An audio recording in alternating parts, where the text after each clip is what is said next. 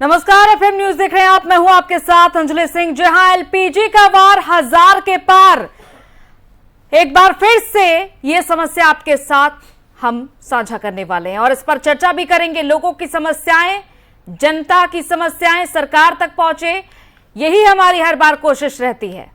तो आपकी जेब से जुड़ी ये बड़ी खबर कि एलपीजी के दाम बढ़ चुके हैं, क्योंकि 3.5 रुपए बढ़ाए गए हैं दाम। फिर से घरेलू एलपीजी गैस के दाम बढ़ चुके हैं और ये दाम अब 1003 हो चुके हैं। 1000 के पार हो चुका है ये सिलेंडर। तो 1003 हो चुके हैं दाम। 3 रुपए 50 पैसे घरेलू गैस सिलेंडर के दाम बढ़ चुके हैं। एक महीने में लगातार दूसरी बार ये देखा जा रहा है जब गैस के दाम बढ़ाए गए हैं। और आज से जहां दिल्ली और मुंबई में 14.2 किलो वाला जो घरेलू एलपीजी सिलेंडर है वो 1003 रुपए मिलेगा। पिछले एक साल में दिल्ली में घरेलू एलपीजी सिलेंडर 809 रुपए से 1003 रुपए पर पहुंच गया है। तो वहीं कोलकाता की बात करें तो एलपीजी के दाम 1029 रुपए और चेन्नई में 1018 रुपए तक आ गए हैं ये दाम।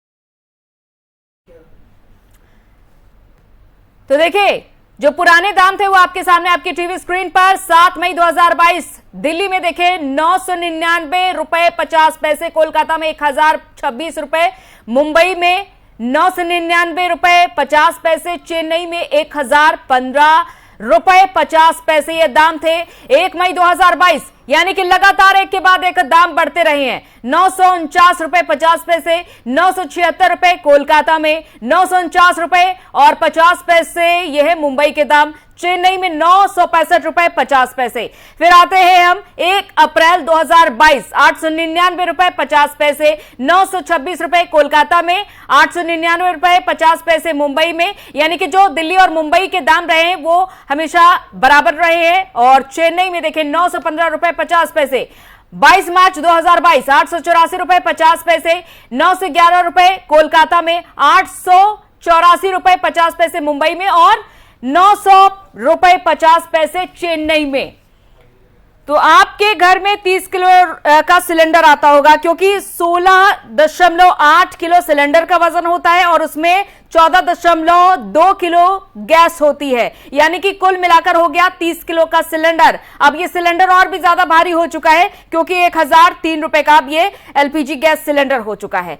इससे पहले भी बढ़ोतरी हो चुकी है और एक बार फिर से आपको इस बढ़ोतरी का सामना करना पड़ेगा,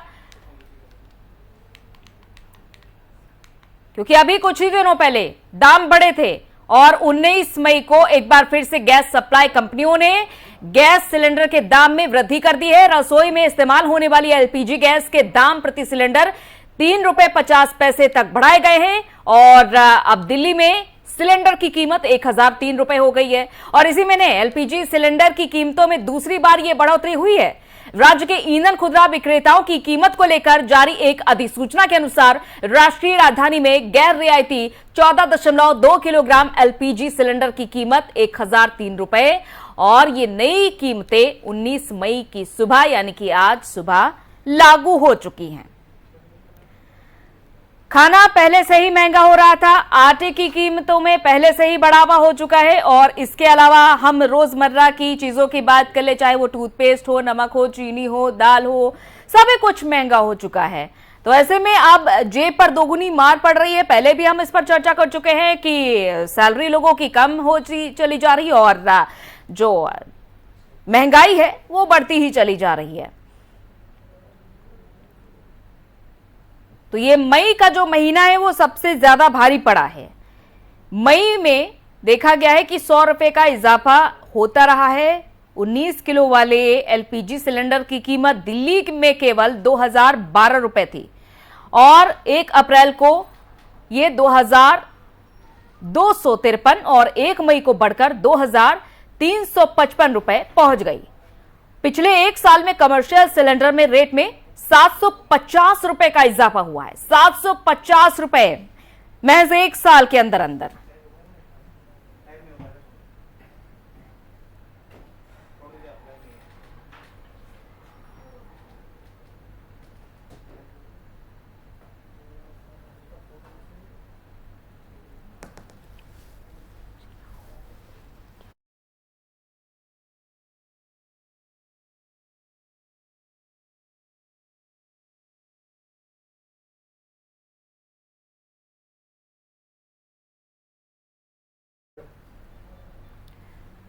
तो देखिए, देश में इससे पहले 7 मई 2022 को घरेलू एलपीजी सिलेंडर के दाम में इजाफा हुआ। उस समय 50 रुपए प्रति सिलेंडर की बढ़ोतरी हुई थी और तब भी एफएम न्यूज ने इस पर चर्चा की थी, लोगों से बातचीत की थी, लोगों का हाल जाना था कि क्या कहना है जनता का आखिर इन बढ़ती कीमतों को लेकर। एलपीजी के दाम लगातार बढ़ते चले जा रहे हैं, पीएनजी के भी दाम में बढ़ोतरी हुई थी और इसके बाद चर्चा जब की गई, लोगों का हाल जाना गया, लोगों ने बताया कि किस तरह से वो इस महंगाई से जूझ रहे हैं, लेकिन इसका समाधान कोई नहीं है। सरकार की ओर से साफ तौर पर यह बात कह दी जाती है कि उनके आगे सिर्फ और सिर्फ मजबूरी है। तो आखिर समाधान करने वाला कौन है उनके सामने? हाइक पर हाइक होता चला जा रहा है, नया रेट हमारे सामने अपडेट होता ही रहता है। लगातार बढ़ रही महंगाई से लोग काफी ज्यादा परेशान हैं और आम आदमी का बजट गड़बड़ हो रहा है। तेल की बात कर ले, चाहे वो हम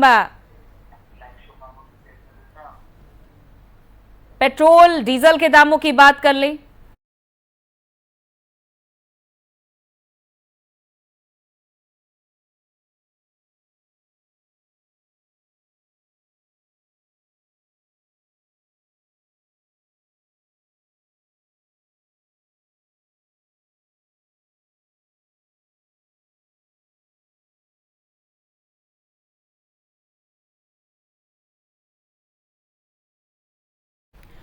और हमारे साथ अर्थशास्त्री रवि सिंह जी जुड़ चुके हैं। रवि जी, स्वागत है आपका एफएम न्यूज में।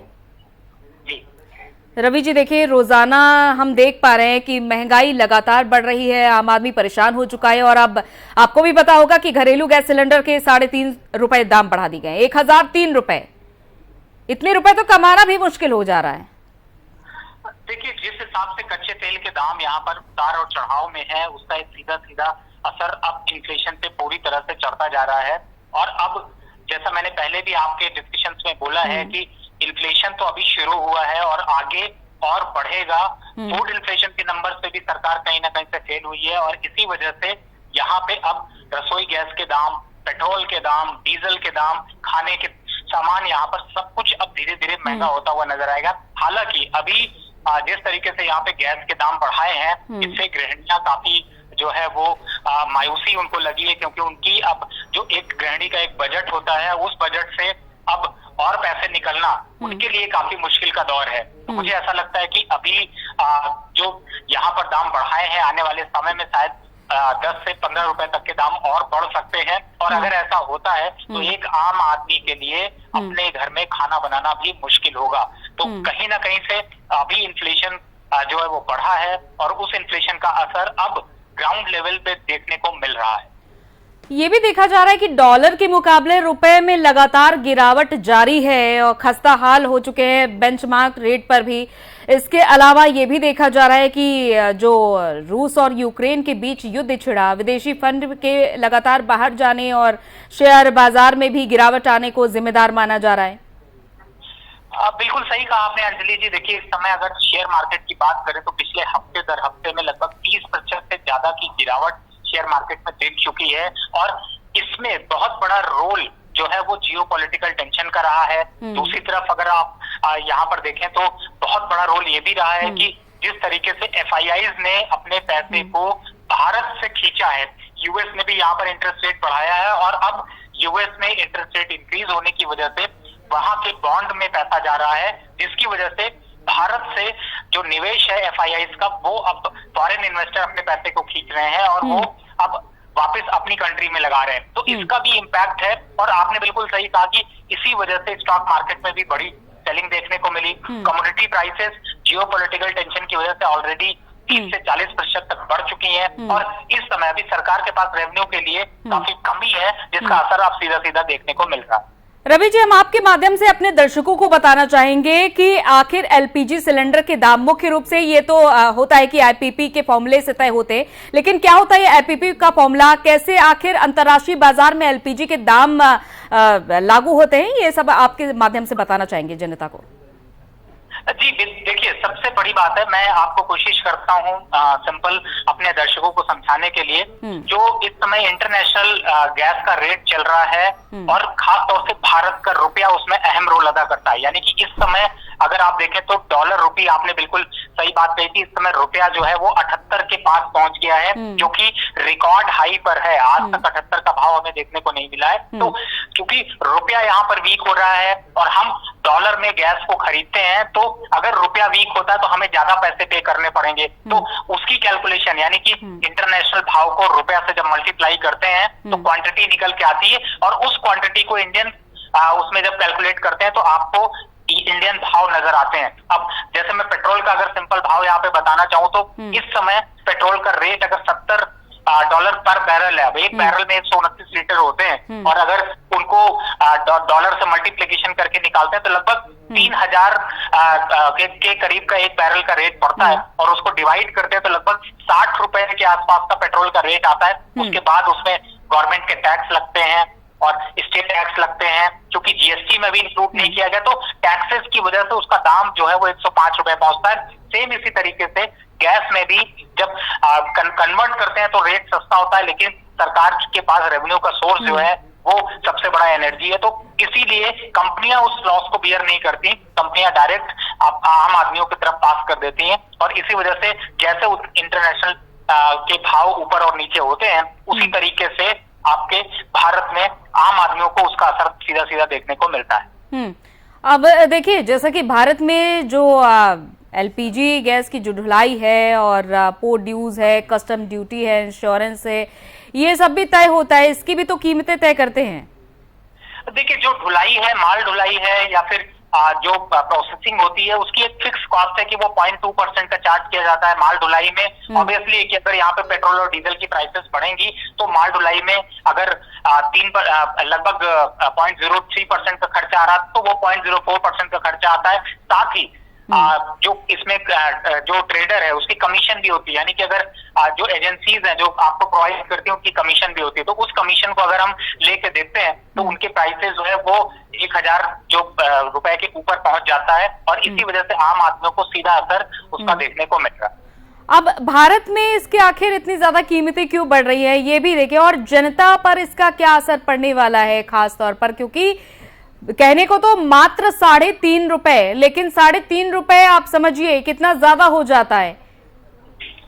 देखिए, सबसे बड़ी बात है आपने कही कि इसको इस तरीके से समझिए कि 3 रुपए की बात अगर देखते हैं तो जिस तरीके से हमारा यूज है उसको टोटल करें तो वो 3 रुपए की बात छोड़िए, 30 पैसे की भी कॉस्ट बहुत बड़ी होती है। और चूंकि अंतरराष्ट्रीय बाजारों से ही इसके दाम तय होते हैं, और इस समय भारत के फंडामेंटल वीक है, यानी कि इंटरनेशनल जो क्रूड, क्योंकि हम अपने देश में कोई भी गैस की सप्लाई नहीं करते, बाहर से ही हम सारी चीजें इंपोर्ट करते हैं, तो इसका सीधा असर डॉलर के प्राइसेस पे पड़ता है। क्योंकि यहाँ पर दो चीजें हो गई, एक तो जो बाहर से हम गैस खरीद रहे हैं वो महंगी हो गई, दूसरी तरफ है कि जो रुपया है वो भी वीक हो गया। तो दो फैक्टर ऐसे होते हैं जो कि इसकी प्राइसेस को तय करते हैं, और उन दोनों में अगर कोई आमतौर पर रवि जी इसे ऐसे समझा जा सकता है कि जो एलपीजी की कीमत है वो अंतर्राष्ट्रीय स्तर पर तय होती है, और अंतर्राष्ट्रीय स्तर पर किसी भी वस्तु की कीमत डॉलर में तय होती है।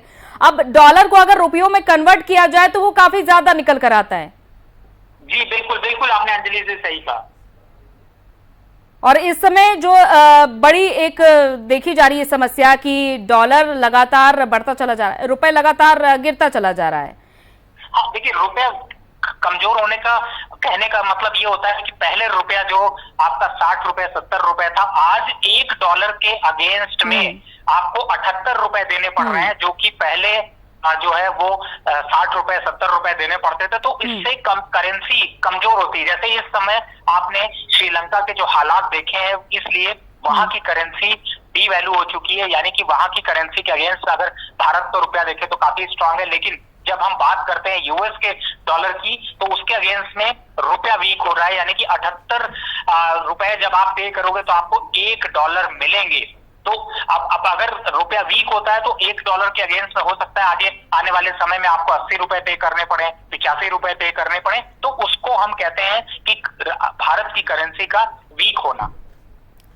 बिल्कुल। अब देखिए, जिम्मेदार तो सरकार को ठहराया जाता है आम जनता की ओर से कि महंगाई इतनी बढ़ती चली जा रही है, सरकार कुछ कर नहीं रही है, सरकार सिर्फ महंगाई बढ़ाती चली जा रही है। जब भी हम सवाल करते हैं, जनता का यही एक रुख देखने को मिलता है, यही नाराजगी देखने को मिलती है। आखिर कैसे इस बात को आसान शब्दों में समझाया जा सके, और क्या सरकार के पास कोई समाधान है? देखिए, सरकार के पास तो समाधान बिल्कुल होता है, क्योंकि आपको मैं अगर पीछे हिस्ट्री को याद दिलाऊं तो जब अभी यूपी के इलेक्शन थे तो उस टाइम पे लगभग 1 महीने के लिए पेट्रोल और डीजल के दाम बिल्कुल नहीं बढ़े थे, क्योंकि वहां पर पॉलिटिकल एजेंडा था। तो ऐसा नहीं है कि सरकार के पास रूट नहीं होता। सरकार यहाँ पर इमीडिएट बेसिस पे अगर सपोर्ट देना चाहती है तो वो अपने टैक्सेस को कट कर सकती है। उससे सरकार का रेवेन्यू जरूर थोड़ा लॉस होगा, लेकिन सरकार को भी कहीं ना कहीं से अपने एक्सपेंसेस को कट करना पड़ेगा, जिसकी वजह से आम आदमियों को राहत मिल सके। तो इमीडिएट अगर राहत यहाँ पर सरकार को देनी है तो उनको स्टेट गवर्नमेंट और सेंट्रल गवर्नमेंट दोनों को अपने टैक्सेस को यहाँ पर कम करना चाहिए, जिससे कि आम जनता की जेब में थोड़े पैसे बच सके। रवि जी, पहले कोरोना काल, फिर ये देखा गया कि युद्ध का दौर छिड़ा। अब जितनी भी कंपनियां हैं उनके मांग के अनुरूप सप्लाई भी नहीं हो पा रही है। देखिए, मांग के अनुरूप सप्लाई इसलिए भी नहीं हो पा रही क्योंकि सप्लाई डिस्ट्रैक्शन तो सीधा सीधा देखने को मिल रहा है, जियोपॉलिटिकल टेंशन का भी असर देखने को मिला। और सबसे बड़ी बात है कि जब कोरोना काल था उसमें मैन्युफैक्चरिंग जो है वो काफी कम देखने को मिली, तो उसकी वजह से भी इन्फ्लेशन बढ़ा है। और अभी यहाँ पर मनी सप्लाई में जो असर आ रहा है उसका भी एक खास तौर से इम्पैक्ट धीरे धीरे पड़ रहा है। फूड इन्फ्लेशन इसलिए बढ़ रहा है क्योंकि रॉ मटेरियल कॉस्ट यहाँ पर, यानी कि रॉ कमोडिटी की प्राइसेस यहाँ पर डबल हो गई। हालांकि इसके पीछे सरकार की एक ये भी जो नीति थी कि किसानों की आय दुगनी हो, उसका तो दुगनी का तो इंतजाम सरकार यहाँ पर देख रही है, लेकिन उससे जो महंगाई बढ़ेगी उसके बारे में सरकार ने नहीं सोचा, और उसी का इम्पैक्ट अब धीरे धीरे देखने को मिल रहा है। चलिए, बहुत बहुत शुक्रिया हमारे साथ जुड़ने के लिए, तमाम बातचीत करने के लिए रवि जी आपका।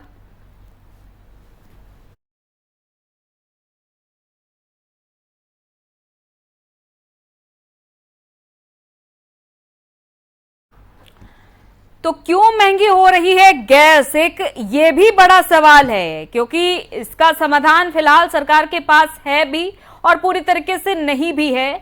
खास तौर पर हमने देखा कि कोरोना काल के दौरान या फिर रूस और यूक्रेन के बीच जो युद्ध छिड़ा हुआ है, इसके चलते कच्चे तेल की कीमत लगातार बढ़ती चली जा रही है। यूक्रेन युद्ध के चलते कच्चे तेल के दाम में इजाफा हुआ, लिहाजा गैस के दाम में भी लगातार बढ़ोतरी देखी गई। गैस के दाम भी ऊपर भाग रहे हैं। एलपीजी के दाम में नवंबर 2021 में भी बढ़ोतरी देखी गई थी, और अब इस साल भी काफी ज्यादा इजाफा देखा गया। एक साल के अंदर अंदर 750 रुपए कमर्शियल गैस सिलेंडर के दाम बढ़ जाते हैं। घरेलू गैस सिलेंडर के दाम भी लगातार बढ़ते चले जा रहे हैं। इससे कुछ ही दिन पहले अभी इजाफा होता और एक बार फिर से, यानी कि पहले तो 50 रुपए की बढ़ोतरी हुई थी और अब 3.5 रुपए की। तो अगर, जैसा कि हमारे साथ इकोनॉमिस्ट जुड़े थे, उन्होंने ये भी कहा कि 30 पैसे भी अगर बढ़ाए जा रहे हैं, उसका आंकलन किया जाए तो बहुत ज्यादा है। तो ऐसे में धीरे धीरे कर आप कि जेब पर ये भार पड़ रहा है, और आपको समझ में भी नहीं आ पा रहा है कि रोजाना आप जो कमाते हैं वो चला कहां जाता है। आप खुद से रोज बैठकर यही सवाल करते होंगे कि कमा रहे हैं लेकिन ये सब कुछ जा कहां रहा है। तो सब कुछ इसी तरीके से, जैसे दाम में इजाफा होता चला जा रहा है। आप अगर सरसों का तेल लेने जा रहे हैं, उसके दाम में भी धीरे धीरे करके 1-1 रुपए करके 10-10 रुपए करके बढ़ोतरी हो रही है। अब ऐसे में कई ऐसे भी लोग हैं जो अफोर्ड भी नहीं कर पा रहे सरसों का तेल, किसी भी तरीके से उन्हें काम चलाना पड़ रहा है। अब बात करते हैं एलपीजी गैस सिलेंडर की। गैस के बिना खाना नहीं पका सकते, और ये किचन पर डाका पड़ चुका है, यानी कि आपको अपनी 2 में से रोटी एक कम करनी पड़ सकती है। अब रोटी पर बात करते हैं, आटे की भी कीमत लगातार बढ़ती चली जा रही है। तो कुल मिलाकर ये देखा जा रहा है कि बजट आपका पूरी तरीके से बिगड़ चुका है। और कई लोग ऐसे भी हैं जिनकी रोज की कमाई 1000 रुपए भी नहीं होंगी, कई लोग ऐसे हैं जिनकी रोज की कमाई मात्र 300 रुपए होगी। तो इस तरह से अब आंकलन अगर किया जाए तो हालात से लड़ पाना मुश्किल हो पा रहा है। सबसे बड़ी जो वजह बताई जा रही है कि डॉलर के मुकाबले रुपए लगातार गिरते चले जा रहे हैं। जैसे कि अभी हमने चर्चा के दौरान भी इसका जिक्र किया कि अगर हम रिकॉर्ड देखें तो रुपया 17 पैसे की गिरावट के साथ 77 रुपए 61 पैसे प्रति डॉलर के अपने नए निचले स्तर पर बंद हुआ था। बुधवार का ये रिकॉर्ड हम आपको बता रहे हैं।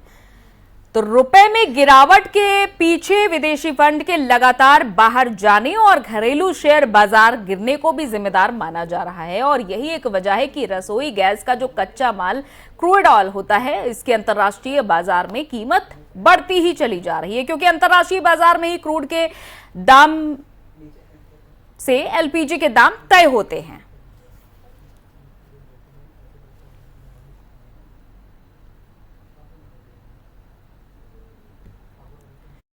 डॉलर के मुकाबले रुपया कमजोर चल रहा है और इसीलिए एलपीजी की कीमतें पहले की तुलना में ज्यादा हैं। इन सभी फैक्टर के अलावा देश के अंदर गैस सिलेंडर की ढुलाई, मार्केटिंग कॉस्ट, ऑयल कंपनियों का मार्जिन चार्ज और bottling charge, dealer commission, GST cylinder के दाम तय करते हैं।